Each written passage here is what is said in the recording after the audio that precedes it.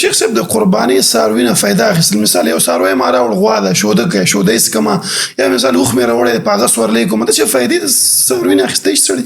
او د قربانۍ د څاروي باندې مثلا چې اوښه وي یا سنډا وي یا په سړی پې لږ سورلي وکړي نو د دې نه منع نشته، بلکې حدیث کې د دې اثبات دی.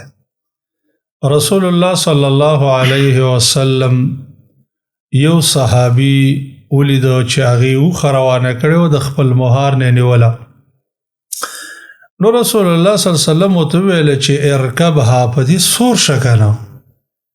هغه ورته وفرمایل چې یا رسول الله انها بدنه، دا خو هدیه ده، زه حرم ته بیمه، یعنی هغه قرباني هغه څاروی ده چې زه حرم کې قرباني کوم.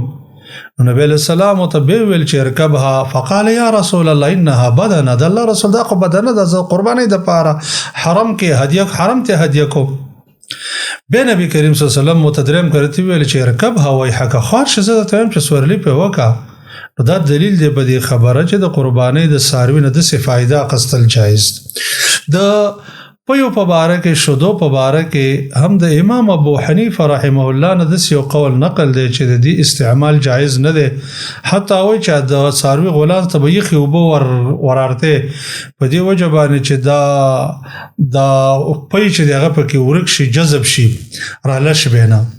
لیکن سی خبره ده چې په کتاب او سنت کې د دې نه ممانعت نشته، او دا مخکې روایت ذکر شو چې د اضحیې نه سړی پیدا اخیستلی شي، د بدنې نه هدیې نه سړی پیدا اخیستلی شي، د سورلۍ نه دا هم یو فایده ده.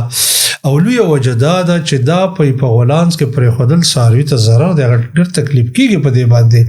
نو لحاظه چې ضرر او ضرار زموږ په دین کې منع دی، څاروي ته هم ضرر رسول منع دی، او په حدیث کې د دې پیو د څکلو استعمال نه څه منع نشته دی.